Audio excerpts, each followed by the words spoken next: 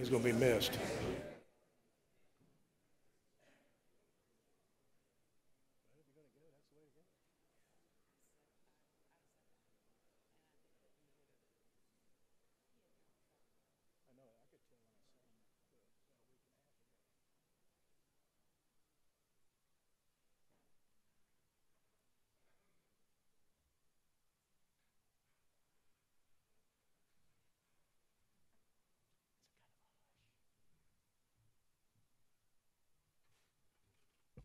Superintendent Manuel, did you get everyone's question or attention for class to start? It got really quiet in here. Well, thank you. Let's go ahead and call this meeting to order. We've got several teams here this evening for special recognition. We welcome all those that are in attendance this evening for our Board of Mayor and Aldermen meeting, and those that are watching at home and also watching on the internet. Just a couple of highlights about this meeting before we get started. We have 5 different teams we're recognizing this evening. We'll get that under item 6 on the agenda. We also have, we'll be meeting as a beer board this evening as well to try 3 different cases. We also have 3 items on the agenda for new citizen engagement by forming new boards and commissions as well. And I would just like to point out that we have one of our substitute attorneys is here this evening, David Goodman, and Mac McCarroll is supporting him as well. And also I mentioned the superintendent was here. Before we rise in a moment for the invocation and then be led in the pledge by Alderman Barziza, I'm going to ask that we stand and recognize a moment of silence for Ron Lawler, our District 99 state representative, very instrumental in making sure that we have public education in this county, and was very much a champion and someone we called friend as well. Please rise for a moment of silence.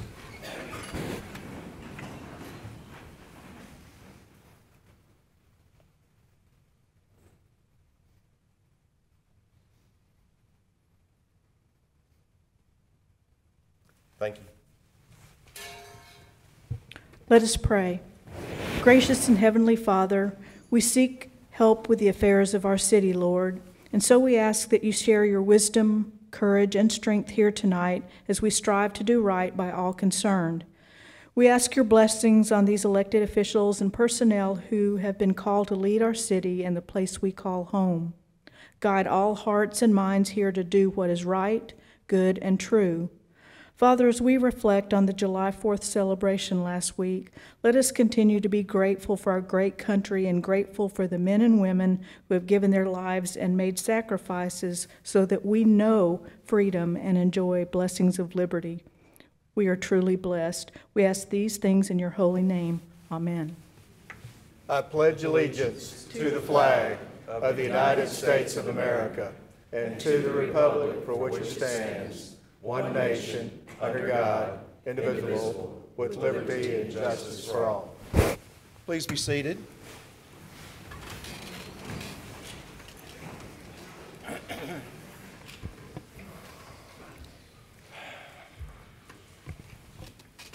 The board meets in executive session prior to this called meeting at 5:30 and goes over the agenda item by item. At that particular time, there were no items. Actually, there was one item added, and the agenda has been modified. If you're scoring out there, we are moving item 16 from the regular agenda, TDOT Agreement, Americans with Disability Act Transition Plan, to the consent agenda, which will now be item 9I. So 9I will be TDOT Agreement, Americans with Disability Act Transition Plan. Is there a motion to approve the agenda as modified? Move to approve. So motion by the Vice Mayor, seconded by Alderman Yonda. Please call the roll. Alderman Barziza? Yes. Vice Mayor Gibson? Yes. Alderman Massey? Yes. Alderman Owens? Yes. Alderman Yonda? Yes. Agenda has been set for this evening. It takes us to item 5 on the agenda, approval of the June 25th, 2018 minutes. In executive session, there were no modifications, corrections. Are there any at this particular time? Mayor, I do have an amendment. You and Sure. I had a discussion about Thornwood at the last meeting. Just for clarification, I'd like to make a motion to amend the minutes to include 3 articles that reported the Thornwood development would be constructed as condominiums, and I would also like to include the June 20th commercial appeal article that Mayor Palazzolo referenced during the discussion as part of the administration's Thornwood presentation. It's just a matter of me handing the documents to the clerk. It's the actual articles that you and I discussed and that you actually referenced during the discussion. So motion to add articles to the agenda, I'm sorry, to add articles to the minutes from June 25th, 2018. Is there a second? Second. There's a motion and a second to amend the minutes. Please call the roll. Vice Mayor Gibson? No. Alderman Massey? Yes. Alderman Owens? I haven't seen the articles, and so I have to vote no. Alderman Yonda? No also. Well, point of order. Alderman Point of order. I actually have the articles. I'll be glad to share them with Alderman Owens. It would probably be useful to do that before the meeting opposed to at the meeting. Well, Mayor, I got to remind you, you didn't offer me that opportunity when you brought the issue up at the last meeting. I mean, it's just the articles that you referenced. I just want to have them. Your point of order is what, sir? What is your point of order? You asked for a point of order. Well, it probably should have been a point of inquiry for Alderman Owens. What is your point of inquiry? Alderman Owens, would you be willing to reconsider if you had the opportunity, if we take a break so that you can see that these articles are simply the articles that were referenced at the last meeting? The point of inquiry is asking a question about the process of the meeting. So you're out of order on the point of inquiry. Do you have any other point of order? Well, I think that we're just trying to facilitate the business of the board and create a transparent record with the articles that were discussed. What is your point of order as it pertains to process of this meeting? Well, I guess if I'm going to have to make a point of order, it was that you made incorrect statements into the record at the last meeting. It needs to be corrected with the articles, Mayor. Alderman, you're out of order. We have a roll call going on currently. Let's conclude the roll call. Alderman Barzizza? I've read the articles, and I vote yes. The amendment fails. We're back to the traditional approval of the minutes. So any modifications or corrections? Was there an original motion to the minutes or not? I don't believe so. Okay. Is there a motion to approve the minutes as presented to the public? Move to approve. Second. There's a motion and a second. Please call the roll. Alderman Massey? No. Alderman Owens? Yes. Alderman Yonda? Yes. Alderman Barzizza? No. Vice Mayor Gibson? Yes. The minutes are approved from the meeting of January 25th, 2018. That takes us to special recognition this evening. As mentioned earlier, we've got several groups here this evening, and we're honored to have you in attendance and to celebrate many accomplishments. We have so many teams here tonight. The Vice Mayor and I are going to tag team a little bit on each one of these particular honors. The Mustang Rugby Club girls high school team finished third in the state, were state champions. If that team is currently here this evening and their coach, would they please stand? Did that team make it? Okay, good. Is your coach here this evening as well? All righty. I tell you what, we'll put a special spotlight on you. There are about 20-something members of your team here. Please come forward and state your name for the record, and we're going to say congratulations to you. Just come forward. This is like being in class.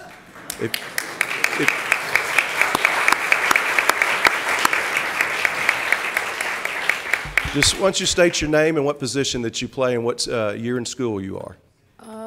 Hi, my name my name is Taylor Woody. I'm a lock on the field, and I'm a rising junior in high school. Great. All right. Go ahead. Hello, I'm Jules. I play prop, and I just graduated, so. Congratulations.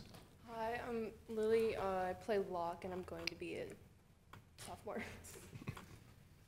I'm Ashley Ward. I played fly half, and I just graduated. Great. Another round of applause for this team.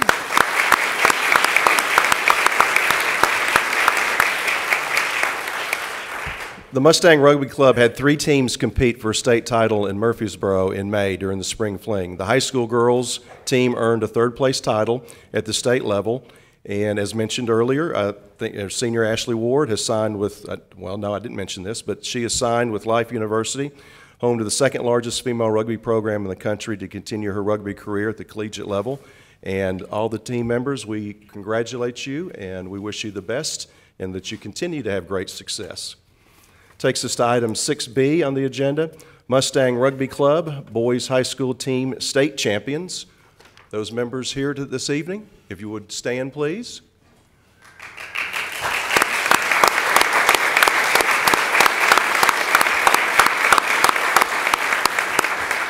And I'm going to read each member's name.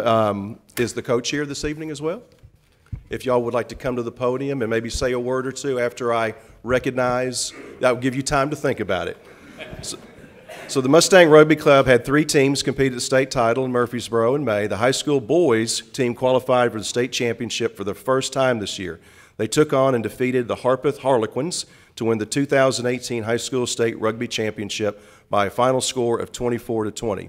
Members of the Mustang Rugby Club high school boys team include, I hope I do not get any of these names incorrect, so I'll do the best I can, Aaron Curry, Aiden Reisling, Andrew Jelinek, Andrew Turk, and Tony Chambers Jr., Baylor Williams, and if I'll call your name, raise your hand.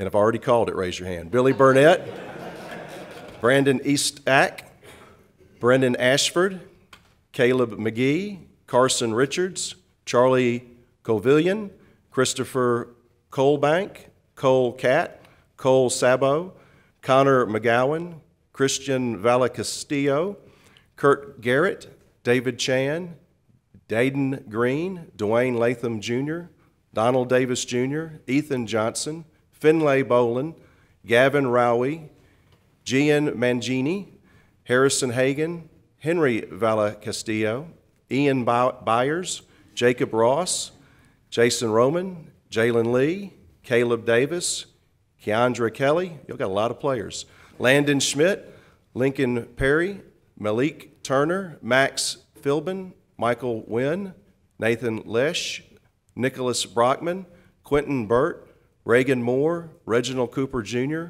Robert Kuntzman, Ryan Bullock, Ryan Coleman, Samuel Greer Brooks, Sebastian Zamora, Spencer Klein, Stephen Graves, and finally, Trevor Watson. Congratulations.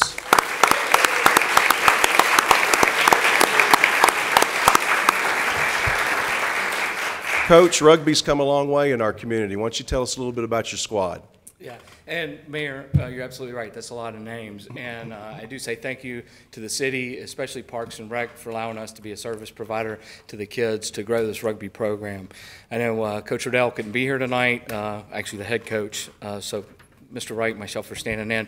But Kevin wanted me to pass along the appreciation that you've had, the way that we've been able to grow this, to have such a great young ladies, young men, and even the middle school that continually represents Germantown very well at the state level, and we're very proud of them. I want to say thanks, especially for the field renovations and being able to give us a place that we can call home, and hopefully in the future that with that we can bring some Nashville teams down here and inject some tourism into our own economy by hosting some tournaments down here. Well, we really do appreciate it. We know that Kevin has been a real pioneer, and I know I worked with him 10 years ago when I was the Parks and Rec liaison, and like when I said you came a long way, you really guys have come a long way. We're very, very proud of you, and we're glad that you have a home here and you're a preferred provider as well. So congratulations, guys. Thank you.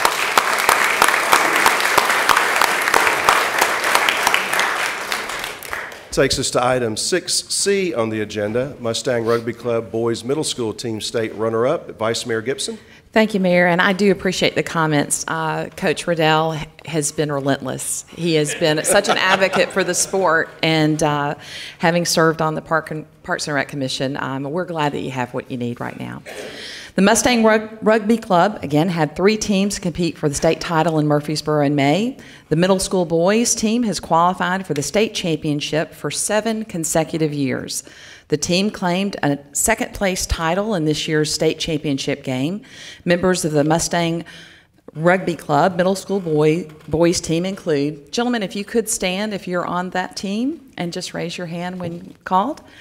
Andy Bellis, Ben Killebrew, Caleb Schmidt, Carter Trevs, Connor Jones, Daryl Thompson, David Schmitz, Dominic Rivalto, Duncan Hornsby, Dustin Thompson, Fadi Awad, Gavin Stella, Grayson Kistner, Hayden Cook, Ian Bullock, Jack Rudorfer, Jeb Arterbrum, sorry, Jed, Jaden Barnett, Jason Fowler, John Maxon, Josh Russell, Jude Rotman, Luke Needham, Luke Pannell, Matt Wingfield, Michael Ward, Nathan Lear, and Ryan Sowell. Congratulations, gentlemen.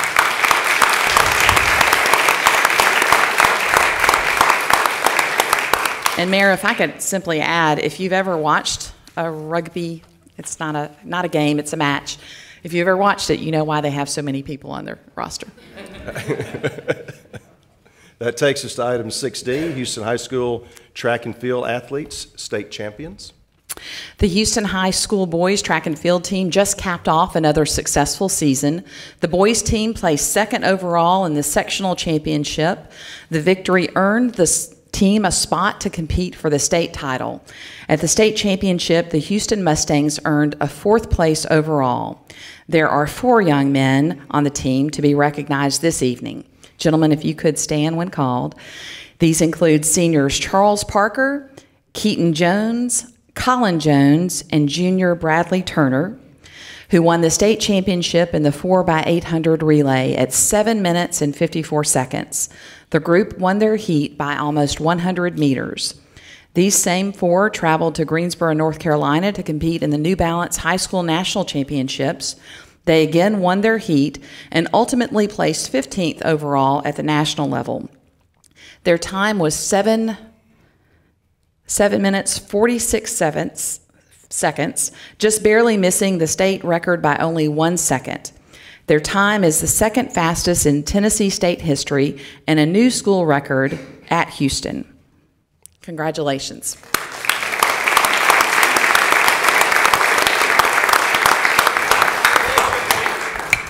The boys are at the beach. They, we get from July off, and they're at the beach right now, so here I am. Coach, thank you so much. Coach, they earned it. How about They that? did. Yes. The record that they narrowly missed was set in 1982. Pretty sure that was on a yard track, so I don't know how accurate it was. But yeah, 7:46, running the 4x8 meters. It was just unbelievably fast. Wow. Mayor, just for the record also, that's a 3.77 mile. Wow. Incredible. Incredible. Thank you, Coach. Keep up the good work. That takes us to item 6E, Houston Lacrosse Club Boys Varsity Team State Champions. Vice Mayor. Thank you, Mayor. If I could have the coaches of this team. I don't see Coach Anderson, but I see several of you. Mr. Gardner, come on. Y'all come forward, please. And if I could ask the Houston Boys Varsity Lacrosse team, if you could stand as well. The Houston Boys Varsity Lacrosse team wrapped up their most prolific season in the history of the program, compiling a 19-4 record, scoring 256 goals on the season and allowing opponents only 146. On May 19th, the team had a 16-11 victory over Brentwood High School to win the Public School Division I Tennessee Scholastic Lacrosse Association State Championship. Houston entered the state tournament as the number 2 seed and earned a spot in the state championship game with playoff victories over Farragut and Franklin High. Throughout the season, many players earned individual honors. 6 players were named to the Public School Division I All-League team: Will Pfizer, Parker Mayfield, Brian Salisbury, Seth McKay, Evan Thompson, and Connor Hamilton. 2 players were named to the Commercial Appeal All-Metro team: Will Pfizer and Brian Salisbury. Will Pfizer was also named the Public School Division I Offensive Player of the Year. Well done. Connor Hamilton was named the state championship MVP, and Evan Thompson was named the state championship defensive MVP. Leading the team in 2018 was an outstanding group of coaches: Coach Steve Anderson, Jeff Ross, Chuck Smith, Wally Gardner, John Curlin, Charlie Butterworth, Skylar Devine, Taylor Schley, and Paul Gabrick. Members of the 2018 Houston High Boys Varsity lacrosse team include Barrett Gardner, Seth McKay, Carter Dargy, Bradley Brockway, Connor Hamilton, Will Pfizer, Byron Freeman, Alex Mellinger, Garrison Carroll, Thomas Grant, Parker Mayfield, Ty Hensley, Brian Salisbury, Cole Mueller, Evan Thompson, Darby Smith, Drew DeSanctis, Reese Goff, Ethan Pierce, Ethan Lenore, Fall Johnson, Emerson Powell, Patrick Parcells, Reed Mullins, and Liam Altazar. Congratulations, gentlemen.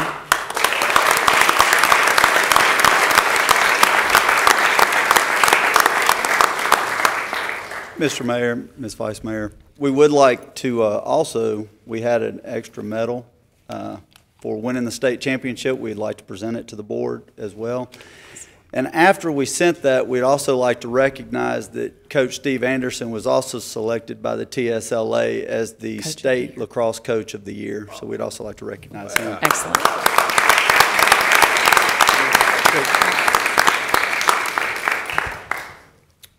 That concludes, thank you. That concludes our special recognition for this evening. We celebrate and recognize all these teams this evening. Houston High School continuously wins Best of the Preps year after year. I think it's maybe 20 straight years now, Mr. Superintendent. Academic excellence, performing arts excellence, and athletic excellence, a great trifecta. Now, folks, you can stay here for about another hour and a half, or this would be a good time to peacefully exit if you'd like. Now, you can stay if you want. If you need a civics requirement, you may, or if you'd like to start dinner, you may as well. We'll let the chambers clear this evening, and we'll continue here in just a moment.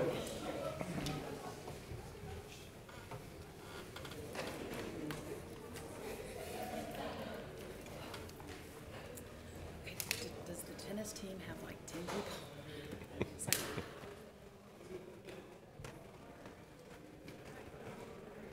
Almost cleared out. I will give a special recognition to our Vice Mayor. That was a great job of reading all those names. Well done. Very, very well done. That takes us to item number 7 on the agenda this evening, Alderman Liaison Reports. We move from Alderman position 1 through 5. Alderman Barzizza. I have no report tonight, Mayor. Thank you. Vice Mayor Gibson. Thank you, Mayor. Bear with me just a moment. The report for the Neighborhood Preservation Commission, it's really more of a save the date. October 23rd, we will have the summit where we will be promoting citizen engagement and fostering community through our neighborhoods. So please save that date and make plans to be at the Great Hall. Thank you. Alderman Massey.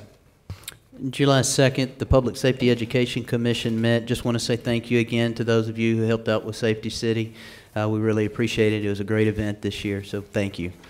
I believe the Environmental Commission met. I missed that meeting. I'll let Bo add anything that needs to be added, but something that I'd like to let the citizens know about is that we're going to be sending out, the city's going to be sending out a postcard that just kind of gives you some insight into what can and cannot be recycled. A lesson that I myself need. One thing that I would like to point out as in this section is that you can't put garden hoses into your recycle bin. And the reason you can't do that is because it gums up the works when they're trying to process all the other materials. So if you're questioning it, don't put your garden hoses in your recycle bin. Bo, do you have anything that I need to add? Okay, thank you. Thank you, Alderman. Alderman Owens. Yes, thank you, Mayor. The Planning Commission meeting was actually moved till tomorrow night from this past Tuesday because of the July 4th holiday, and the Parks Commission does not meet in June or July, so I have no report. Thank you, Alderman. Alderman Yonda. I have no report. Thank you, Mayor. Great, thank you. That concludes our Alderman Liaison reports. I'll just give a couple of quick highlights from the Mayor's office. Just want the community to be aware that we closed out our year on sales tax, and we were up 11% over budget. For the first time in the city's history, we surpassed $10 million in sales tax collection. So thank you, Germantown, for shopping and dining locally. Also, staying close in economic development, or a very close partner with that. The Memphis Area Association of Realtors monthly numbers came out for the month of June, and the city continues to be in a solid position with median sales price year to date up 10%, and year-to-date existing sales up 10.1% as well. So the economy is still rolling, and so are real estate houses in Germantown. And then finally, just want to thank and recognize and give great kudos to all the staff included or involved in our fireworks display on July 4th. We have gotten recognition in the press, on the news. Countless citizens have contacted, I know me, and I'm sure most of the board members as well, complimenting staff on probably the finest and most heavily attended fireworks in recent memory. And really that finale was something to behold and to remember for many, many years. So I want to thank Parks and Rec, Public Works, Police and Fire, General Services, the entire team for making this happen. And you know, it's pretty neat when you see it around 11 o'clock at night on July 4th, our Parks Director meandering around the park picking up trash. So we appreciate that. You know, and the amazing thing about our city, after we have a major event, whether it's the horse show or the festival or the fireworks, literally the next day when you go to any one of those three grounds or any place else in the city where there's a road race, you can barely tell something happened the day before. So we get it prepared and then we clean it up. So thank you, and thank you, Patrick. Mayor, I'm going to plant a seed now, and I know it may require a budget adjustment, but as you know, we had additional dollars left over from the show that did not go off in 2017. So talked to department heads this morning. We may make a budget adjustment and come to this board when it's time to award the firework contract with maybe a bit more than the $10,000 show, maybe something comparable to what we had this year. Well, we set the bar high. We're just going to have to keep climbing, correct? That concludes our Alderman liaison reports. Now we move to citizens to be heard. We had one submittal this evening, Mr. Jim Jacobs. Mr. Jacobs, if you could come forth to either podium, make sure the green light is on, and state your name and address for the record. You'll have 3 minutes to address the board.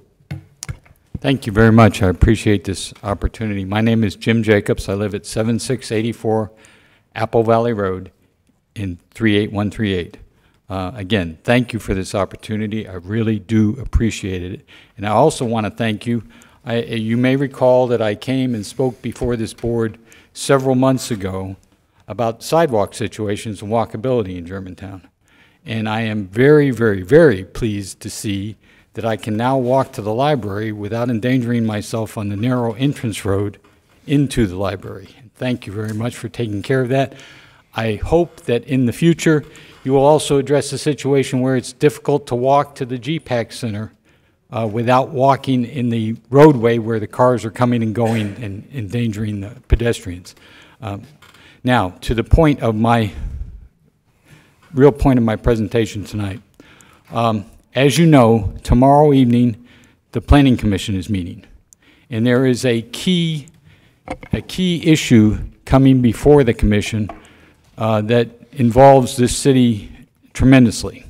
I have spoken with all of the aldermen here except for Alderman Jonda, and I want to repeat my position on this. Tomorrow evening, the Planning Commission is going to consider, at the request of this board, the rezoning of the Cordova Triangle, removing the T4 Smart Growth Overlay and removing the Cordova Triangle from the Central Business District. And as the mayor so properly put in his letter, dated June 6th, requesting this rezoning, experience over the last decade has shown the application of smart growth over the triangle was ill-advised. Therefore, in the interest of public necessity, convenience, and general welfare and good zoning practice, the city seeks to return the area to its original R residential zoning. In doing so, the property and the surrounding neighborhoods will be protected from any impacts that would be occasioned from the high-density development of the triangle. Okay.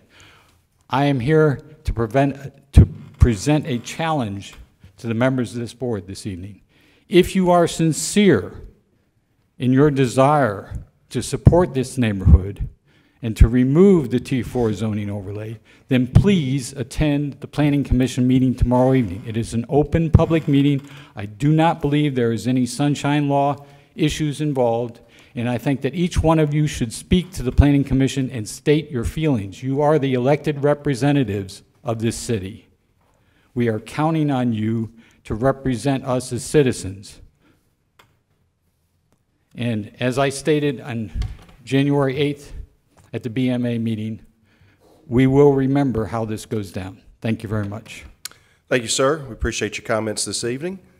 That concludes all of our requests to come forward with citizens to be heard. Now we move to the consent agenda. As mentioned earlier, there was one addition to the consent agenda. I'll go over it by item. Item 9A, Conservation Easement, Charles Van Pelt. Item 9B, Right-of-Way Acquisition, Track 1, Forest Hill Irene Road Improvements. Item 9C, Right-of-Way Acquisition, Track 2, Forest Hill Irene Road Improvements. Item 9D, Right-of-Way Acquisition, Track 3, Forest Hill Irene Road Improvements. Item E, Right-of-Way Acquisition, Track 16, Forest Hill Irene Road Improvements. Item 9F, Right-of-Way Acquisition, Track 28, Forest Hill Irene Road Improvements. Item 9G, Wireless Transmission Facility Modification, located at 1340 Miller Farms Road, MLG&W Transmission Tower.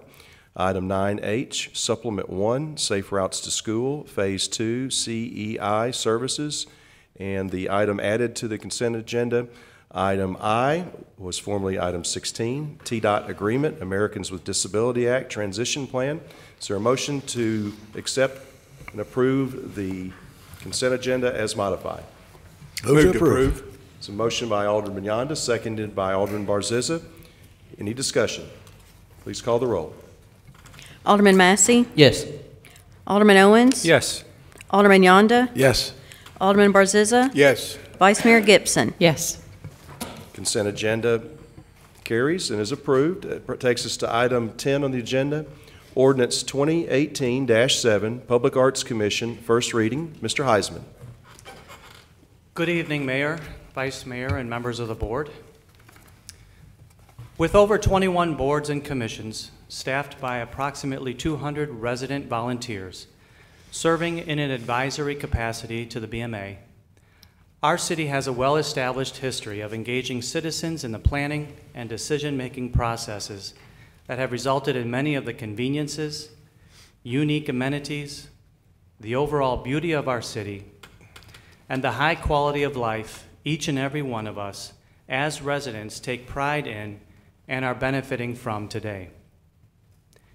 Because we are intentional about citizen-led governance, we are not only better able to honor our city's past and treasure its present, but we are better informed and much more effective as we all work together to responsibly shape Germantown's future.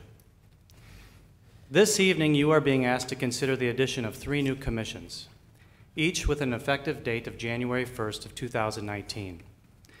These recommended commissions are the result of work completed by a boards and commissions task force created shortly after the completion of the Germantown Forward 2030 strategic plan. After evaluating our 21 existing boards and commissions for alignment with the city's long-term vision, strategic plan, community values, and key performance areas, the task force recommended the creation of a few new citizen-led bodies.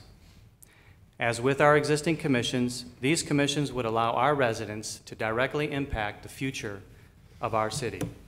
In this case, by adding character and beauty to private and public gathering spaces, by expanding and improving opportunities for health-conscious forms of transportation, and by ensuring that our city is prepared to address the rapid pace of technological change.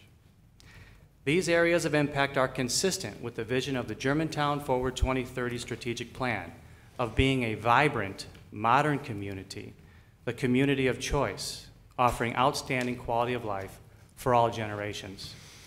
Therefore, the first item you are being asked to consider is Ordinance 2018-7, which establishes a 9-member Public Arts Commission whose purpose is to enhance the city's environment and its public spaces through the strategic placement and promotion of public art.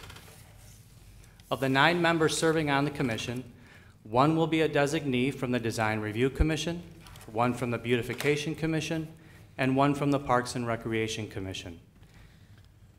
Each member from these three commissions will serve a one-year term. The remaining 6 members, who will be appointed by the BMA, shall represent a breadth of artistic vision and encompass a passion for the arts in various areas of expertise. These 6 members will serve for a term of 3 years. City staff from the Germantown Performing Arts Center will provide the staffing support for the efforts of the Public Arts Commission, with support from other departments on an as-needed basis. GPAC Director Paul Chandler and I are available for questions pertaining to the details of the recommended Public Arts Commission. Thank you, Mr. Heisman. Very well presented. Is there a motion to approve on first reading ordinance 2018-7, establishing a Public Arts Commission and set the second reading and public hearing for August 13, 2018? Move to approve. Second. There's a motion and a second. Any questions for staff? Please call the roll. Alderman Owens, Yes. Alderman Yonda, Yes. Alderman Barziza, Yes. Vice Mayor Gibson. Yes. Alderman Massey. Yes. Moves to second reading and public hearing. That brings us to item number 11 on the agenda, ordinance 2018-8, Bicycle and Pedestrian Commission. First reading, Mr. Heisman. The second item for consideration is ordinance 2018-8, which establishes a 9-member Bicycle and Pedestrian Commission focused on the promotion of bicycling and walking as a viable means of transportation, on providing input regarding public bicycle and pedestrian infrastructure projects, and on advancing the city's overall commitment to greenways, trails, and connectivity. Of the 9 members, 1 will be a designee from the Planning Commission, 1 from the Public Safety Commission, and 1 from the Parks and Recreation Commission. Each member from these 3 commissions will serve a 1-year term. The remaining 6 members will be appointed by the BMA, will serve for a term of 3 years. City staff from the Parks and Recreation and Economic and Community Development departments will provide the staffing support for the efforts of the Bicycle and Pedestrian Commission, with support from other departments on an as-needed basis. Directors Pam Beasley and Cameron Ross and I are available for questions pertaining to the recommended Bicycle and Pedestrian Commission. Thank you, Mr. Heisman. Is there a motion to approve on first reading ordinance 2018-8, establishing a Bicycle and Pedestrian Commission and set the second reading and public hearing for August 13th, 2018? I'll make that motion, Mayor, with the noted change specified by Mr. Heisman, changing the Public Arts Commission point to the Bicycle and Pedestrian Commission in the terms under the ordinance. Thank you, and that'll be cleaned up for second reading and public hearing. Thank you. Is there a second? Second. Second by Alderman Barziza. Any discussion? Mayor, just out of curiosity, why are we setting these terms for 3 years instead of the normal 1-year terms? The language was included for 3 years because these commissions are working on projects that are typically longer in nature, and we would like to keep some consistency for multiple years during that time. The members of the 3 commissions that will have 1 member from each will be for 1 year because of that's their primary commission they'll be serving on, and they can be reappointed if needed, but that can be revisited on an annual basis. For the public art and for the bicycle and pedestrian, we drafted the language in that way because it kind of made sense because of the length of the projects that they're working on. And they're meeting on a quarterly basis also. Any other questions for staff? Please call the roll. Alderman Yonda, Yes. Alderman Barziza, Yes. Vice Mayor Gibson, Yes. Alderman Massey, Yes. Alderman Owens. Moves approved and moves to second reading.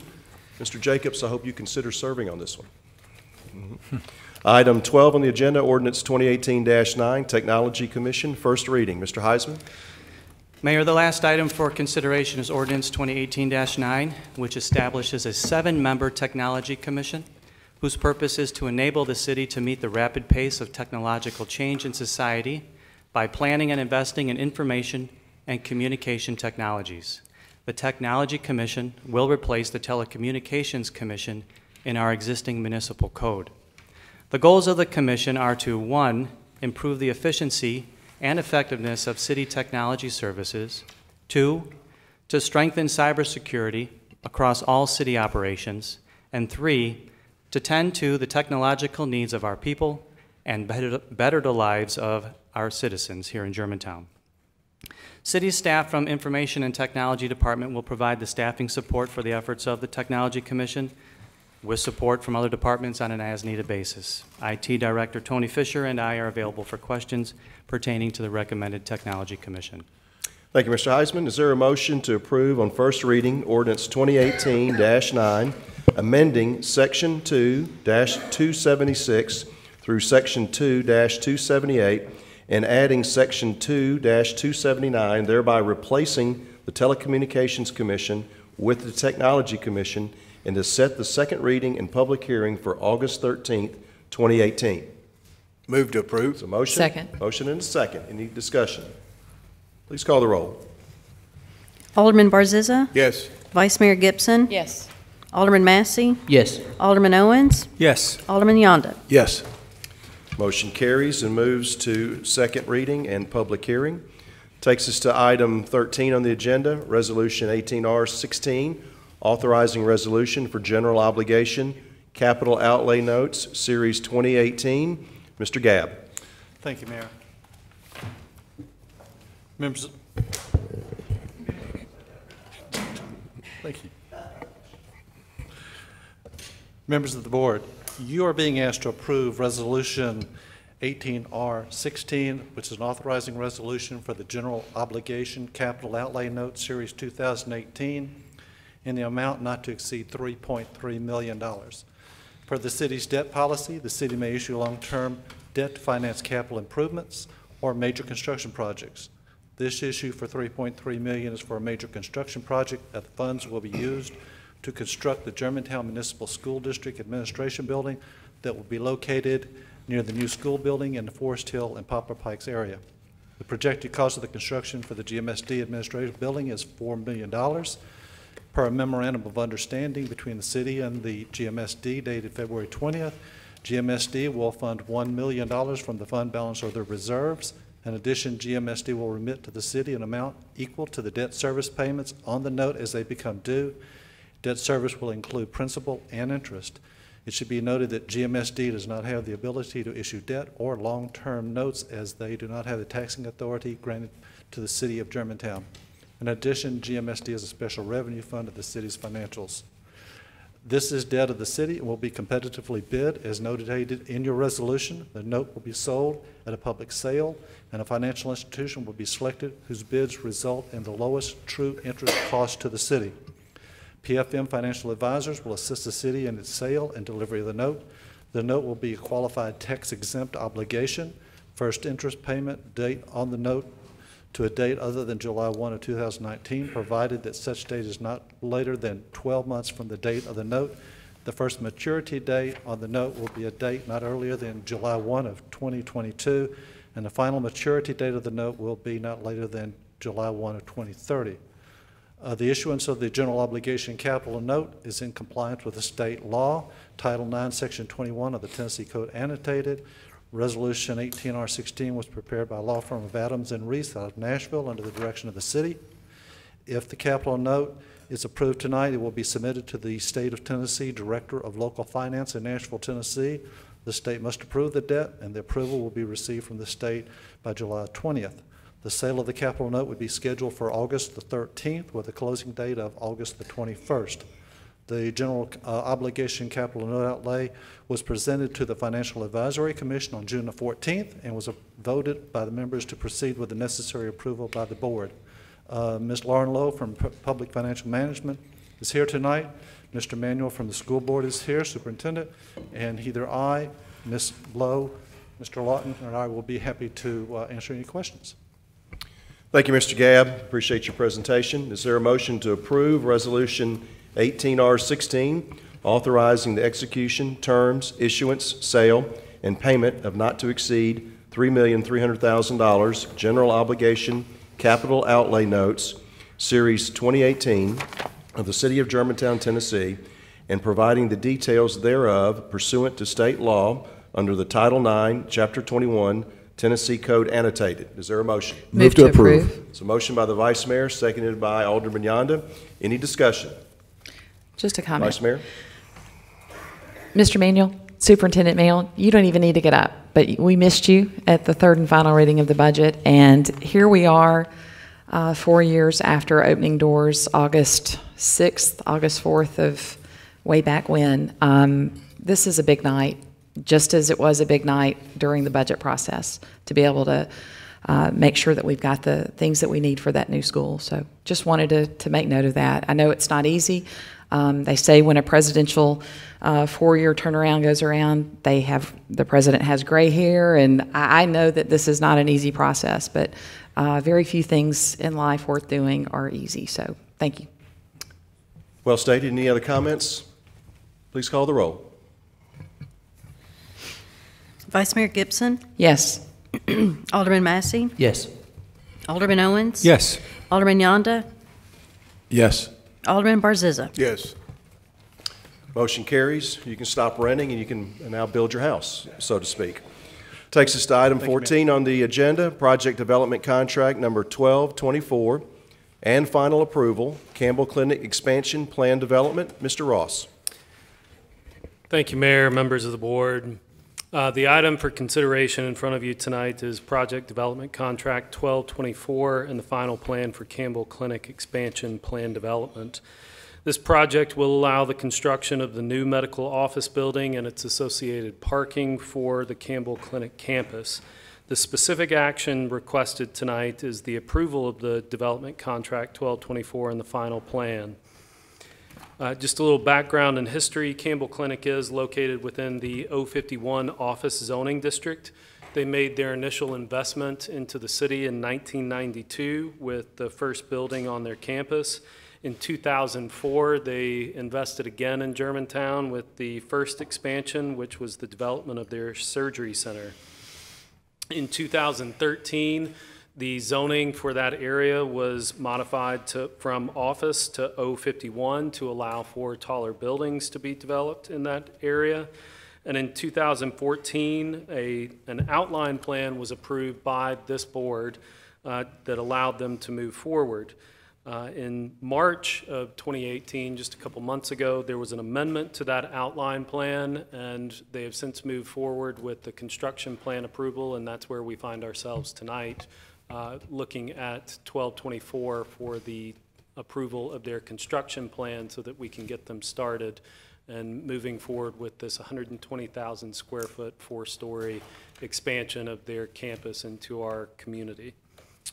This does fulfill the 2030 strategic objective of economic development practices supporting economic sustainability, as well as policies encouraging investment into our key commercial areas. I'm happy to answer any questions. Thank you, Mr. Ross. Is there a motion to approve project development contract 1224 and final plan for Campbell Clinic expansion plan development? Move to approve. Second. There's a motion and a second. Any questions for staff? Please call the roll. I will call the roll, Mayor. Alderman Massey? Yes. Alderman Owens? Yes. Alderman Yonda? Yes. Alderman Barziza? Yes. Alderman Gibson? Yes. And Mayor, who made the second on the motion? Alderman Barziza. I did. Okay, got it. Motion carries. We move to item number 15 on the agenda this evening. Approval of warrants, the Grove at GPAC. Mr. Ross. Thank you again, Mayor, members of the board. This item for consideration is 3 warrants that are associated with the revised preliminary and final plan for the Grove at GPAC. The property is within the T5 urban center districts. Warrants, as you know, are deviations from the requirements of the smart growth districts and must be approved by both the Planning Commission and the Board of Mayor and Aldermen. So these are the 3 warrants. I'll go through a little bit of background while those are up. This property was rezoned from R residential to the T5 Urban Center zoning district as part of the Germantown Smart Growth Plan in 2007. The site was originally developed as the Germantown Performing Arts Center in 1989 and opened in 1994. GPAC is now seeking approval of this revised and final site plan in order to add an outdoor entertainment venue that will meet their goals needed for the site. The plan is a proposal for an outdoor entertainment venue that is classified as new civic space in accordance with the T5 zoning district regulations. The development of the civic space will include a performance area with a simulcast capable video wall, food truck pads, an architecturally screened perimeter that will serve to separate ticketed events, a plaza for community gathering, food and beverage service, as well as preservation of the existing 60-foot landscape buffer along Germantown and Neshoba Road behind the existing building, and that will remain undisturbed by this project. Per Section 23-745, any requested deviation from the Smart Code District regulations must be granted by the approval of a warrant. In those instances that are shown that would justify the deviation from the strict requirements of the Smart Code, the Planning Commission shall have the authority to permit such deviations. A warrant is an official decision that permits a practice that is not consistent with a specific provision of this code, but is justified by its intent and is consistent with the urban design guidelines and the development concepts that were put forward in the Germantown Smart Growth Plan. Within 23-745, it stated that in determining the justifiable reasons for granting a warrant, the Planning Commission, as well as the Board of Mayor and Aldermen, shall take into account, among other relevant factors that may be applicable, the relationship of the property to other properties, whether this deviation would be in accord with the intent of the Smart Code, the principles of good land use planning as those may evolve over time, the topography of the property, and any peculiar and exceptional practical difficulties or undue hardship upon the owner of the property. While taking into that account, if a warrant is granted by the Planning Commission, the matter respecting the warrant shall be referred to the Board of Mayor and Aldermen, which shall have the authority to approve or disapprove the same warrants. These warrants tonight in consideration are for the 23-758 civic space, and that is that civic space must be approved by warrant in any Smart Code district. So this warrant is to allow the civic space within an area that is not designated as such on the regulating plan. Warrant number 2 is the parking requirement for civic space, and that must be determined by warrant in any Smart Code district. The warrant request is to allow the existing parking for GPAC to remain as it is and to be used as part of the new outdoor performing arts venue. Then warrant 3 relates to section 6102 of the Development Code as it relates to fences, and fences on property zoned commercial or office may exceed 6 feet in height when specifically approved by the DRC. This authority is granted to the Planning Commission in this case by section 23-745 of the code. And this does relate to the architectural screen that will vary in height but could be up to 10 feet in height as indicated in specific project areas. So just to visually go over that, what we're looking at is this is the currently approved site plan for the Performing Arts Center. Warrant 1 would move forward with a civic space that was not included as part of the civic space designations for the 2007 Smart Growth Plan. This is how the GPAC Grove would be laid out. This was all also included in your packet. The parking and proposed circulation plan is here. If I can go over a couple numbers with you. There are currently 618 spaces at the existing GPAC and Athletic Club parking, 172 spaces at the Great Hall and tennis lots, 53 spaces at Municipal Park. For anybody keeping count, that's 843 spaces total that could serve this area in the immediate vicinity.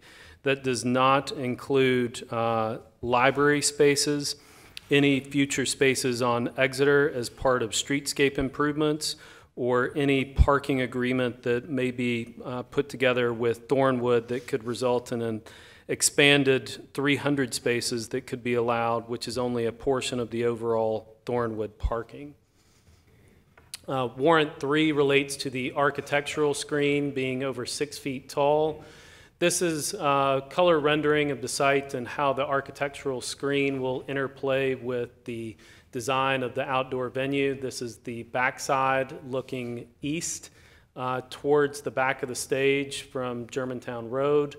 This is a closer view of the screen, and you can see by the people that are behind the screen, this is more of an architectural feature that will serve to separate ticketed events and help to regulate how people pass in and out of the venue when there is an event there. It doesn't block, it's not a fence, and you can see through it. I also have a video that I can play if you'd like to see that a little bit better. This is the side view, the plan view. It would be cedar pickets. This is an 8.5-foot portion of the fence. There would be a center support beam as well as outside panels that would be in a dark bronze color that matches the outside areas that you saw in the previous color renderings. This is the proposed tree plan. There are a couple trees that will be removed. Those trees are either unhealthy, as indicated by the arborist survey, or sweet gums that could be a potential liability in the area. This is how the landscape plan would move forward. You can see that there are a significant amount of trees to remain and more that will be planted in and around the area, and the preservation area will remain unimproved. This is stage elevation drawings looking both towards the stage and the screen as well as the back of the stage. Myself as well as Mr. Paul Chandler are available for any questions. This also does fulfill Germantown Forward 2030 development policies encouraging investment in key commercial areas. Thank you, Mr. Ross, for that thorough presentation. Is there a motion to approve Warrant 1 to approve a warrant from Section 23-758 to allow civic space within an area not designated on the regulating plan? I'll make that motion. Is there a second? Second. So motion and a second. Any discussion? Sure, Alderman Massey.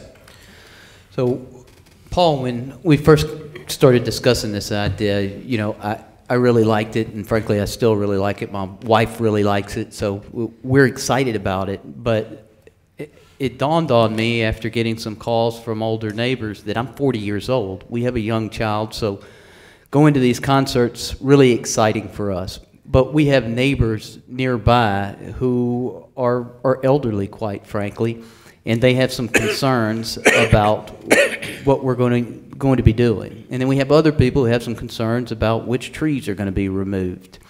And I don't know which trees are going to be removed, and there's nothing that's been made available to the public that kind of gives them an idea of the trees, vegetation that are going to be removed, and exactly how the barrier is going to look. So those are the questions I'm getting from residents. That's their concerns. They want to know what policies we have in place to regulate exactly what kind of events are going to be there. I mean, they're worried about drunken concert attendees spilling out into the neighborhoods and causing troubles. Now, you and I don't think that we'll have concerts that necessarily generate that kind of activity, but the residents still have concerns. I think, you know, for them, they're valid concerns. So my request, let me take a step back. Apparently, a lot of these neighbors, and it's just some on Bolinwood, I think, that got notice of the application to the Planning Commission. This just occurred recently. And so they haven't had a lot of time to give us very much feedback. So my request would be that we postpone this and give the citizens, particularly those who are nearby, an idea of what policies are going to be in place to kind of control the crowds that are going to be attending. Give them an idea of what our barrier is going to look like. Give them an idea of which of those big trees in that area are going to be removed, and how we're going to accommodate the parking.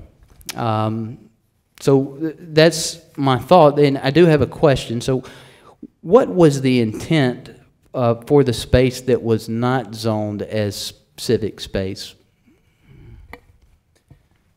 Let me back up a little bit. I'll come back around to that question. But the Planning Commission staff report was posted on the city's website before the June Planning Commission meeting that did have the planting plan, the tree plan, the architectural screen plan, and a significant amount of information related to it that is readily available to the public. You know, we're at July 9th now, so there's been a significant amount of time to review that material as it relates to it, and it was also included as part of the board packet tonight. So I just wanted to clear that part up. Well, let me just say, as far as the board packet goes, as far as the tree plan, it's so blurry that I can't read it. Now, it may be better online, but what I'm saying is that we need to be more proactive in reaching out to the community, because there's a lot of people that don't access our website and know how to click through the various processes to get where they need to go. All I'm asking is that we take a step back. You've got some beautiful brochures that show what this is going to look like, and I don't think it would be too much trouble to send a couple hundred of those out to those nearby residents and say, here's what we're going to do, and actually go out and physically mark some of those trees and let them know that these are the ones that are coming out.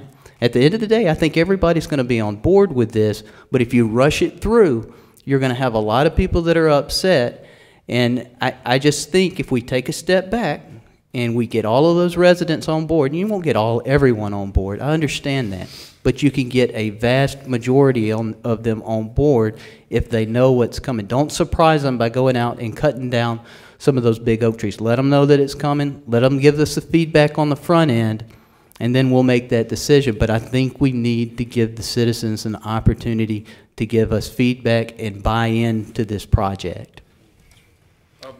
Before we get to the question that you asked, I should add that we met with the Bolinwood residents just last week. There was about 5 members. We did a fairly detailed presentation. The outcome of that was really 2 areas of curiosity. And that's parking and sound. And so we promised to follow up as it relates to both parking and sound. In order to do that, we'll have some information that we provide to them. They sent a letter today, said thank you for the meeting. We look forward to additional discussions. But I think you actually had a question that only Cameron can answer. I think if we can come up with those parameters on the front end, it's going to make these people, it's going to make the residents more comfortable. And it's not just Bolinwood. I mean, there's a street right next to it that didn't get the notice. And so I'm just saying, if we establish these parameters on the front end, it's going to make everybody, including myself, a little bit more comfortable. And I think we're going to get more buy-in if everyone knows that we're not going to have that spill over into the streets. They're not going to have loud music until 10 o'clock. We're going to regulate what kind of entertainment we have in the venue. And so I just think before we let this train get too far down the tracks where we can't stop it, that we set these parameters on the front end. And my question was, what was the board's intent for the space that was not zoned for civic space? Yes, sir. I'm working my way back around that. I just wanted, again, to make sure that full transparency was out there, that this information has been on the city's website since early June. Also, again, for clarity, Ms. Beasley reminded me that the plan was reviewed and approved by the tree board, so that would be the tree plan that was also included with your packet. How many people are on the tree board? 3. 7 members of the tree board. Okay. Well, also an open and public meeting. So, well, but understand, Mr. Ross, you know, the people that are on the tree board don't live in those neighborhoods and don't necessarily drive by that location every time. So I'm talking about reaching the people who are going to literally be impacted by this decision every single day of their lives. And they've lived, some of them have been there for a very, very long time. So allowing 7 members of our tree board to dictate whether or not it's the right thing for a much larger community, I just don't think that's right. And again, I think everybody's going to buy into this, but why not give them that opportunity to buy into it rather than forcing it upon them? Mr. Ross, can you answer the question that was Yes. previously put out, please? So the original intent for the area around GPAC was not noted as civic space. The only area that was specifically noted as civic space was the existing municipal park area that is out behind City Hall. The area was just shown as T5, so it could be developed as something else. The warrant for civic space is just to make sure that everyone knows where the civic space would be going and that it's part of a development plan. Another example is that the small pocket park that's in Thornwood is designated as civic space, so that was also one of Thornwood's warrants. So it's not necessarily something that is designated because it wasn't an existing park in 2007 as part of the smart growth plan for the Central Business District. But now, as we've evolved over the last 11 years, we are looking at that as specific civic space, and so that's why the warrant is in front of you tonight. Any other questions? Alderman Barzizza. Thank you, Mayor. My question is to Paul, and it's essentially is somewhat that what you just mentioned in regards to parking and noise pollution, if you will. Several people contacted me in regards to that. I think a really good plan laid out for these. I'm certainly in favor of the project as a whole. I voted for it to begin with, and I think it will be a good venue. But I think a good plan as to what type of music or what type of entertainment is going to be presented there. Understand there'll be movies, that kind of thing, but you got to understand as to what Alderman Massey stated, that a lot of the neighbors are older neighbors, and they go to bed early, so they would not like to be kept up during the course of the evening. So I would recommend, and once you come together with a plan, I would love for you to share it with me so I could go visit with some of those people over there in that area. But I think it needs to be a really concise plan of the type of entertainment that you're going to have, and then as well as the noise level, how it's going to be, how the neighbors will be protected by that. Sure. So. To respond to that, in terms of the timeline for the project, FY19 for us is the development of the operational plans as it relates to programming, the financial structure and the financial risk, parking, the full experience of once you're inside. We have a lot of internal changes inside GPACs that's going to allow me to dedicate an immense amount of time, which it will take. The buy-in of the citizens within the neighborhood, as well as the entire city of Germantown, is of the utmost importance to us. You can, without, to speak broadly about it, imagine the GPAC experience outside, which is warm, inviting, intimate, and closes early, because I like to go to bed early too. All kidding aside, so that outdoor space will reflect the interior program.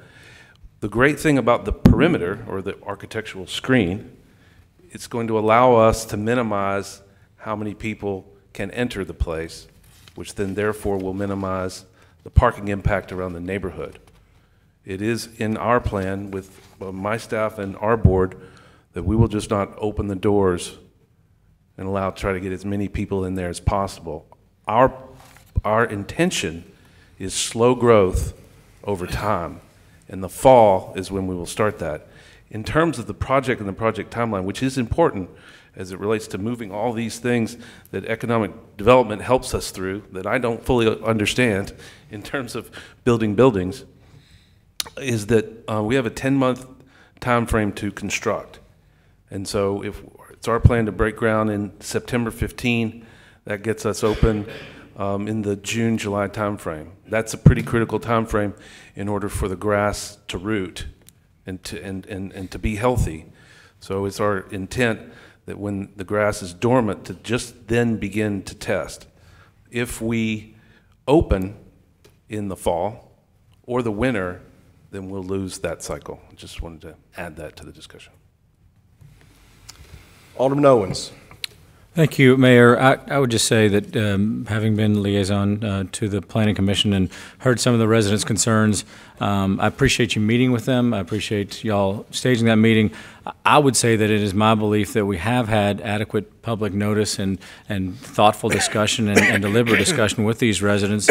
I think that we've had buy-in based upon what I've heard from that meeting. As you mentioned, not everyone's going to go along with what we're doing here, but I do think this space will be a huge benefit for the city as a whole, and I don't think it will negatively impact those residents. And so I would like to move forward, as we have been moving forward, in a thoughtful and purposeful manner because of the timeline you just mentioned. And I don't want to, don't take this the wrong way, I guess just delay for the sake of delay.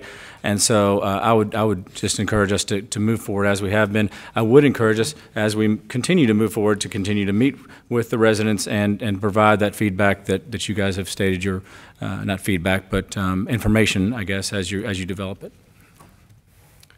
Any other discussion? Alderman Massey.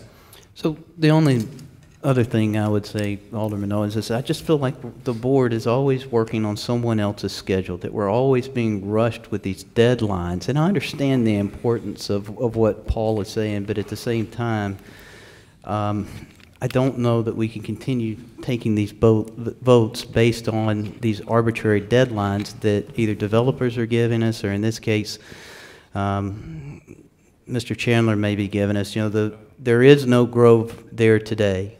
And so whether we postpone this another month and actually send out some information beyond just to the residents of Bolinwood or not, I just don't see why it's going to impact. If it's the will of the board, you know, I'm going to go along with the will of the board on this and not oppose it, because I personally think it's going to be a good project. I'm not going to vote yes if we vote tonight, because I feel like we're being rushed into this. I'll abstain from voting. I'm not going to vote against your project. But I think the wise course for the board is to step back and listen to the citizens, because we're not postponing for no reason. We're postponing because some of those residents contacted us as aldermen and said, we need more time to learn more about this information. We need a better plan. We need the detailed specifics of how this venue is going to be used. And so that's the reason I'm asking the board to postpone, is for the citizens, not for us, not for an arbitrary reason, but because they've asked us to. And so for me, that's my request tonight. I'm asking that someone else make the motion. I'm not going to put you in a position of even supporting my motion. It could be your motion, Alderman Owens, I'll support it. But I do think we need to postpone this vote and try to have some more outreach to the people that are residents even beyond Bolinwood. Thank you. Any other discussion? I would just say that I've only been contacted by one person who was at the Planning Commission meeting regarding this matter. And so I haven't heard any negative outreach. And I know this is a published meeting tonight, and we don't. Are there any citizens here who would like to hear more about this? I'm ready to move forward, and not just for the sake of moving forward, just because I think we have been thoughtful and publishing our notification and providing meetings. I think we've gone above and beyond. Mayor, if I could add to the meeting itself with the residents, there was a petition that was moving around on Bolinwood, and I believe most all the folks who signed the petition. There were 7 signatures. 7 signatures on the petition. 4 people at the meeting. And the mayor and I and Mr. Chandler met with those 4 individuals for at least an hour plus. And I believe we addressed all of their issues and concerns, particularly in terms of the type of programming, the hours of operation. The only thing that we're going to, not the only thing, but the other thing we're going to follow back up on, and Mr. Chandler committed to, was more of the decibel levels and get back with these folks in terms of what it looks like. There was a question about parking, but one thing to keep in mind on the parking, GPAC can accommodate a show when they can fit 854 people. As Cameron pointed out, there's additional parking at the athletic club, and there's additional parking hopefully along Exeter and at the Great Hall. You're not going to have what you have on the 4th of July with all that parking for one simple reason. the club parking, the athletic club parking is eliminated. There is no parking. So those thousands and thousands of people who are attending the 4th of July event are looking for places to park. That's not going to be the case in this venue, because it'll hold, what, Paul, 1,200 max at a ticketed event, and the parking lot will be totally open for this for these activities. Thank you, Mr. Lawton. Any other questions? Please call the roll. Alderman Owens? Yes. Alderman Yonda? Yes. Alderman Barzizza? Yes. Vice Mayor Gibson? Yes. Alderman Massey? Abstain. The motion carries. Warrant 1 carries. Is there a motion to approve a warrant from Section 23-792, excuse me, to allow the existing parking for GPAC to remain as is and to be used for the new outdoor performing arts venue? Move to approve. It's a motion. Second. There's a motion and a second. Any discussion? Please.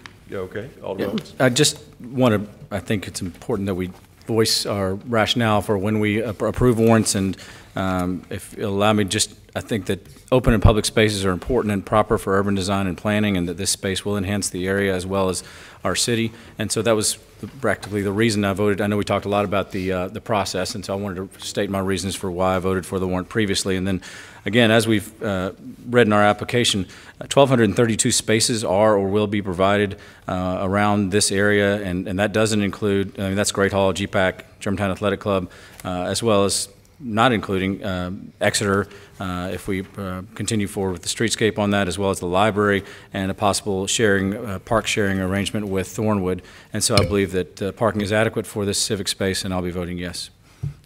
Thank you. Any other discussion? Please call the roll. Alderman Yonda? Yes. Alderman Barzizza? Yes. Vice Mayor Gibson? Yes. Alderman Massey? Abstain. Alderman Owens? Yes.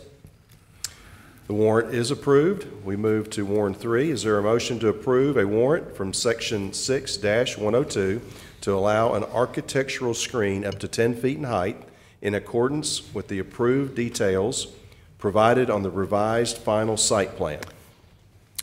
So moved. Second. There's a motion and a second. Any discussion? Alderman Owens. Just another comment. Cameron, you know this. I think we had discussions about this. It's my belief that this gets caught in between. To me, it's not a fence. It is, as we state, is an architectural screen served to serve the separation of ticketed events. And so I think we look at it from a fence standpoint, and yes, I guess you would have to have a warrant, but to me it seems more like an architectural feature than a fence, and a necessary one. I love the thought and deliberation that's gone into this from our architects and the presentation we had at the Planning Commission, how there will be some transparency there, so it won't feel like a blockade, but it will feel like welcoming, if you will, and still provide that perimeter, and so I'll be voting yes. Please call the roll. No, I'm sorry, Mayor. I had I'm sorry. It's okay. Alderman Massey. So I guess the fact that we're questioning whether the word fence actually means fence in this case kind of goes back to what I said earlier, is that we probably needed a little bit more information and some more parameters set in advance of us taking this vote. You know, at one time, this particular property was zoned residential, very close still today to residential neighborhoods, and we're slowly encroaching more and more and more into that residential space. And now we're being asked to approve a warrant for a 10-foot fence, and the word here is fence.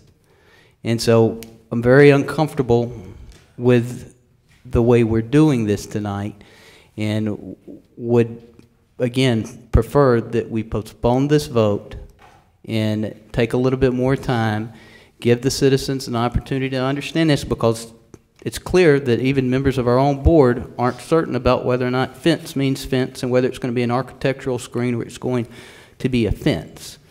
And so for me, I just am very uncomfortable about this. I don't want to stop your project. Like I said, I'm excited about it, but there's just, I have some concerns about the transparency that we have here. The screen's pretty transparent. Continue. I'm sorry, I interrupted you. Are you concluded? Yes. Okay. Comment.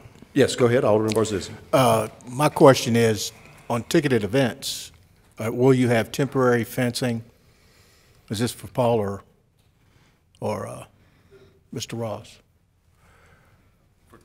So the perimeter goes around the entire site. It has 4 entrances, one for backstage for production and crew, the other for food truck, which could be also pedestrian entrance, and then 2 in the front. Actually 3, one coming from the lobby, one coming from the parking lot, and one coming from the Thornwood direction. So when there is a ticketed event, they will be closed. And when there's a public non-ticketed event, we can open any one of those. So this proposed 10-foot high fence, or whatever we want to call it tonight, it will be the barrier? Yes. Okay, so what's to prevent an individual or individuals to look through the fence and watch the movie, or right. Yeah, you know, a ticketed event? Internally, I say, well, if you want to be that guy, you can be that guy. So there'll be some landscaping around there, but if you do want to stand on the other side and look through, then you can do that. You'll probably be asked to be moved along. It's not what it was meant for. It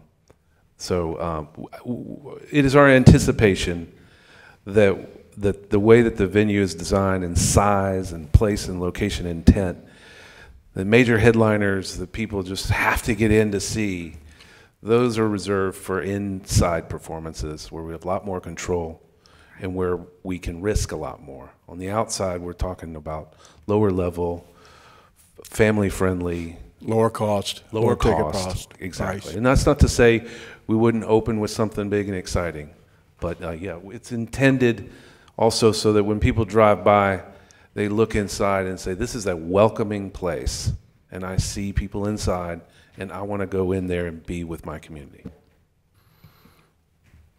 I think it does bear clarifying, though, and the minutes reflected this in your packet, that this is up to 10 feet, that it's not 10 feet all the way around. It articulates as it moves along the topography and the lay of the land. So it's meant to be at around 8.5 feet of a panel, but as you can see, there is some space underneath it, and so as it moves around, it could go up to 10 feet in height, depending on how it is set up on the land. So it's going to vary in height as it moves around. Any other questions for staff? Mayor, one other comment. Sure. So, Paul, you said that you wanted this space to be welcoming, but to me, a fence isn't very welcoming, okay? Well, let the record show it's architectural screen. That is in the motion. Go ahead, continue. Okay, well, the wording that we have in our packet says that it's a fence, but if it says fences on property, am I missing something? It says The motion is architectural screen. Go ahead, continue. You have the floor. So, is this having the fencing going to actually be welcoming to the community, or are we better off maybe stepping back and doing something different than the fence? The way that the cars go in front of GPAC in this area, we definitely want to have just 2 points of entryway to guide the folks. I'm fearful if it was wide open, that young people, which will be a big part of this project, can too easily disappear into that parking lot or into the wooded area that creates that sound barrier for us and keeps that lush forest feel around the outside also. That's why it's open air, so that it doesn't feel like a barricade, but it actually functions as a barricade. In addition, being good financial stewards of the project, in our business, you know, there's revenue to be made by selling tickets, and you can't have a ticketed event without a perimeter. If we were to do a temporary perimeter, it would look pretty ugly with bike rack barricades and security guards, and that was not our intent. So our answer to that was this architectural screen. Yeah, so what you're saying is there's no way to do this without the fence. There's always a way, but the direction that we're going with the model that we intend to have, this is a necessary item. And I'm guessing that we're going to have equipment that's going to be left on the stage, that I think the screen that we're going to have there. And so I presume we have to have some way of keeping vandals out, and that's the other purpose, I'm guessing, of having this barrier. Yes, for wandering teenagers or other vandals. Yeah, we'll have sound equipment flown up. We'll have rooms where everything is secure, but that video wall on the beverage area, all of that. Okay, thank you. Yes, sir.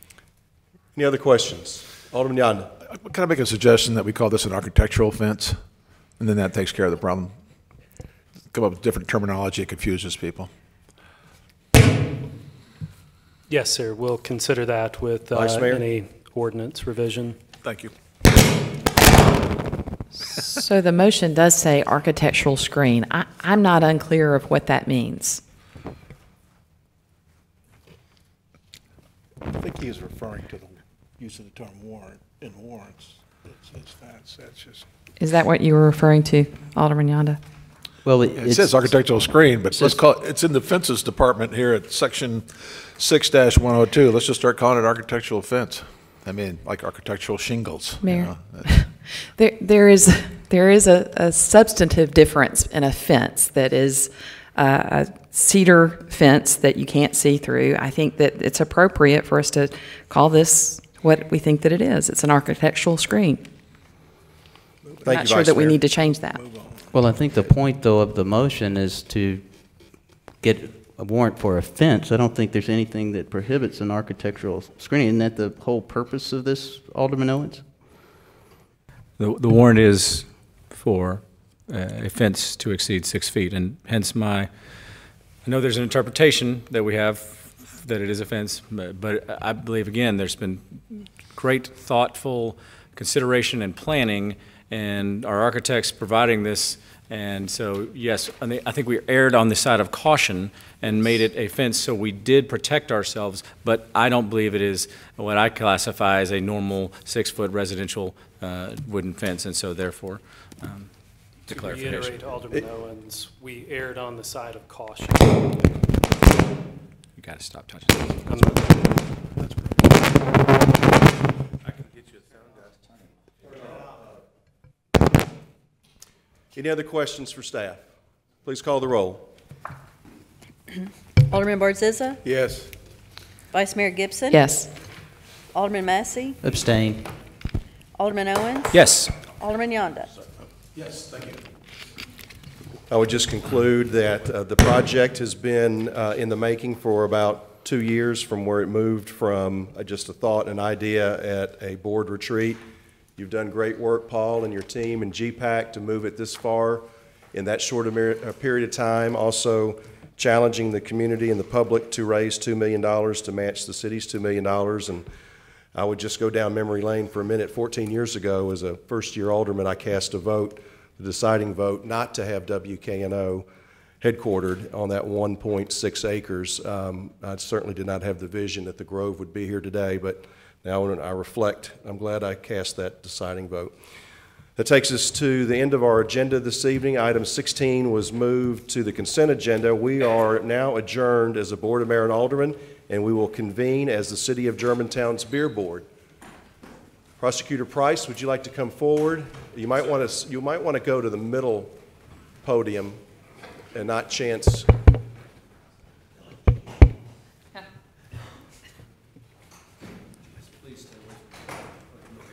Yes.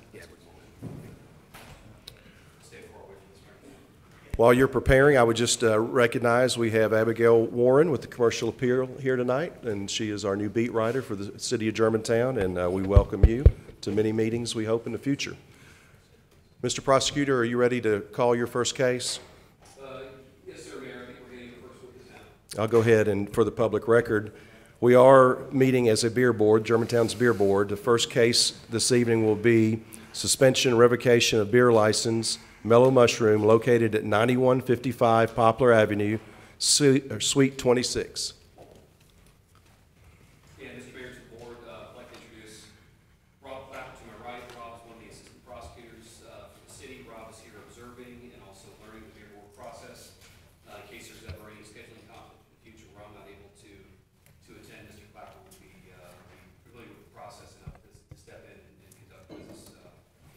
Thank you. Mr. Reed, could you step forward, please?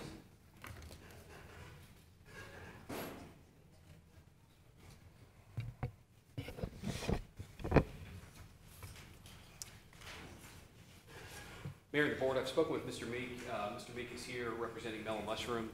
The two parties. They're signaling to use the microphone. Use the microphone? Yeah, go ahead. Is it on? Is the green light on? It's on. Kind of scared to touch it. I've spoken with Mr. Meek prior to tonight's hearing. Mr. Meek and Mellow Mushroom would like to confess the violation to the beer board. And the two parties, the city and Mr. Meek, would also jointly recommend to the board a civil fine in lieu of a suspension of their liquor license. Thank you. I'll go ahead and bring a motion forward. The motion is to fine Mellow Mushroom, located at 9155 Poplar Avenue, Suite 26, guilty of a violation of the Germantown beer ordinance regarding selling beer to a minor. Is there a motion? So moved. Is there a second? Second. Any questions for our prosecutor or for the defendant? Please call the roll on the admission of guilt. Alderman Barzizza? Yes. Vice Mayor Gibson? Yes. Alderman Massey? Yes. Alderman Owens? Yes. Alderman Yonda? Yes. The admission of guilt has been established. Mr. Prosecutor, do you have any recommendations for this? The recommendation, Mr. Mayor, and to the board would be that Mr. Meek and Mellow Mushroom pay a civil penalty of $500 in lieu of suspension or loss of licensure.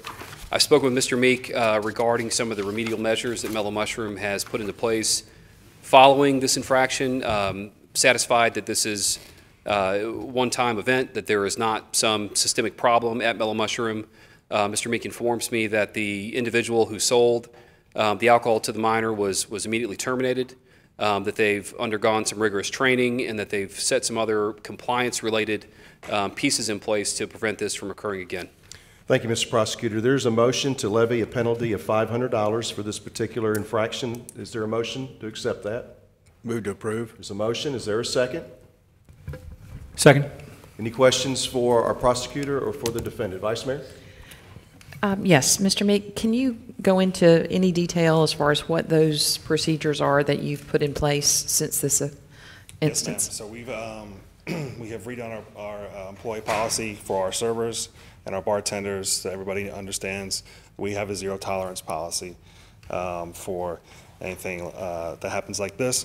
We've made sure all the new people that have come in understand we have a clock on the wall that kind of gives us the date of who's underage and whatnot.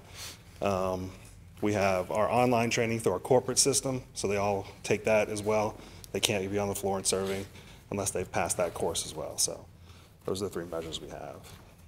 Thank you. Any other questions for the prosecutor or for the defendant? Motion's been properly moved and seconded. Please call the roll. Vice Mayor Gibson? Yes. Alderman Massey? Yes. Alderman Owens? Yes. Alderman Yonda? Yes. Alderman Barzizza? Yes. Motion carries. We move to item 17B on the agenda this evening. Suspension revocation of beer license for X Lines Pizza, 7730 Wolf River Boulevard, Suite 114. Mr. Prosecutor? Yes, sir, Mr. Mayor. Mr. Blatnick is coming forward to the podium right now representing X Lines Pizza. To the mayor and to the board, again, this will not be a contested hearing. Mr. Blatnick is here on behalf of X Lines Pizza to confess the violation. The two parties have discussed outside in the hallway a joint recommendation to the board. Kind of a similar story I would submit to the board. Seems to be an isolated incident, seems to be an aberration, seems to be sort of anomalous in Mr. Blatnick's experience as president of X Lines. I believe he said he has been president for 2 years, and this was the first such infraction. City's also, from our perspective, satisfied that process improvements have been identified, and we hope that this is a one-time event before the board, and the two parties would come forward with the joint recommendation, if it would be accepted, of a $500 civil penalty in lieu of a suspension or a loss of license. Thank you, Mr. Prosecutor. Is there a motion to fine X Lines Pizza located at 7730 Wolf River Boulevard, Suite 114, guilty of a violation of the Germantown beer ordinance regarding the selling of beer to a minor. Is there a motion? Move to approve. It's a motion. Second. There's a motion and a second. Motion by Alderman Barzizza, seconded by Alderman Yonda. Please call the roll on the admission of guilt. Admission of guilt, yeah. Alderman Massey? Yes. Alderman Owens? Yes. Alderman Yonda? Yes. Alderman Barzizza? Yes. Vice Mayor Gibson? Yes. There's been a recommendation by our senior prosecutor to levy a fine of $500 in lieu of this violation. Is there a motion to levy this fine? Move to approve. There's a motion. Second. There's a motion and a second. Any discussion or questions of the city prosecutor or the applicant, or the defendant, I'm sorry. Please call the roll. Alderman Owens? Yes. Alderman Yonda? Yes. Alderman Barzizza? Yes. Vice Mayor Gibson? Yes. Alderman Massey? Yes. Fine has been levied, and that moves us to item C on the agenda, 17C. Suspension, revocation of beer license, Royal Panda, 3120, Village Shops, Suite 23. Mr. Prosecutor, if you'd like to put on your case. I'd like to introduce Mr. Wu to the, to the board. Mayor, excuse me, I have a question before we do this. Yes, sir. The young man who was the individual who sold the beer is a longtime friend of mine, and I think I need to recuse myself from this. Yes, sir. I understand. Thank you. Let the record show that Alderman Barzizza recuses himself from this particular item and is leaving the dais as well. Continue, Mr. Prosecutor. Would submit to the board and to your mayor that I've spoken with Mr. Wu, kind of a similar story as with the other two defendants tonight. Mr. Wu appreciates the seriousness of the infraction, wishes to confess the violation, does not intend to put the city to a contested hearing. The parties have discussed this, again, sort of as anomalous behavior. As I understand it, liquor sales are not a real central piece to Royal Panda's business, more of a restaurant. And as we understand it, sir, this was really an infraction done without any intent. It was described to us as a math error. And so we would ask if the board would accept our joint recommendation of a $500 fine, civil penalty in lieu of a loss or suspension of license. Thank you, Mr. Prosecutor. Is there a motion to find Royal Panda, located at 3120 Village Shops, Suite 23, guilty of a violation of the Germantown beer ordinance regarding selling beer to a minor? Is there a motion? I'll make that motion. There is a motion. Is there a second? And I'll second it. There's a motion and a second. Please call the roll for the admission of guilt. Alderman Yonda? Yes. Vice Mayor Gibson? Yes. Alderman Massey? Yes. Alderman Owens? Yes. The motion carries. There's been a recommendation by our prosecutor, city prosecutor, to levy a $500 fine on Royal Panda. Is there a motion to make this fine? I'll move it. There's a motion. Is there a motion? There is a motion. Is there a second? Second. There's a motion and a second. Any questions for the prosecutor or for the defendant? Vice Mayor. When was the last offense?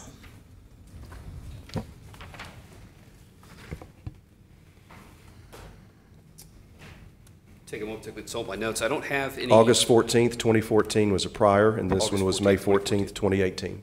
So we did feel that the time between the two offenses was enough to sort of mitigate any repeat offender status or treatment by us. And again, we spoke with Mr. Wu and went over the seriousness of this and our expectations that there not be another offense, even if it is 4 years in the future. And Mr. Wu, the same question that I had before to the other defendant, what procedures have you put in place to make certain that this does not happen again? I'm sorry that I'm apologize how this happened. This is May 14 at that day, and my waiter, he had the permit, wine service permit, he had that. And he had been checking the ID, but he just make miscount the age.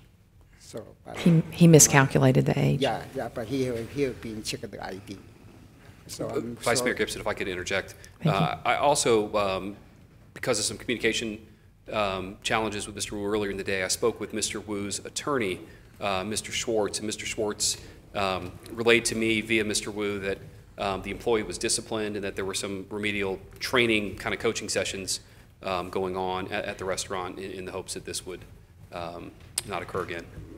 That's very helpful. And again, my questions are only because your establishment is so well known, and we so appreciate all the things that you do in our community. And my husband is probably going, "Why are you talking to Mr. Wu?" We love you. So thank you very much. Thank you. Alderman Owens. Yes, I just want to, I guess I need to reiterate, Mr. Wu, I remember when you were here previously, and I felt very much heartfelt that you regretted the sale previously. And so what I want to make sure happens is that we don't have to bring you back up here again and go through this again. And I will take Mr. Price's word for it and your attorney's word for it that you guys have put in remedial actions to prevent this from happening again, because there's no way that we will be able to be as lenient the next time when you come before us, which you won't, I feel certain. Yes, sir. And so that's all. Any other questions for the city prosecutor or for the defendant? Please call the roll. Vice Mayor Gibson? Yes. Alderman Massey? Yes. Alderman Owens? Yes. Alderman Yonda? Regretfully, yes. The measure passes. I would just reiterate what I think the board, you've heard from the board. Please, Mr. Wu, do not come back a third time. We have reached the conclusion of our beer board for this evening. Before we adjourn, I'd just like to thank our officers that are here tonight, Al, Ed, Steve, Eric. I don't know if I hope I got everyone in this crew this evening for being here and protecting us. We are adjourned. Have a good evening. Matt did a great job. Did a great job. Thank you.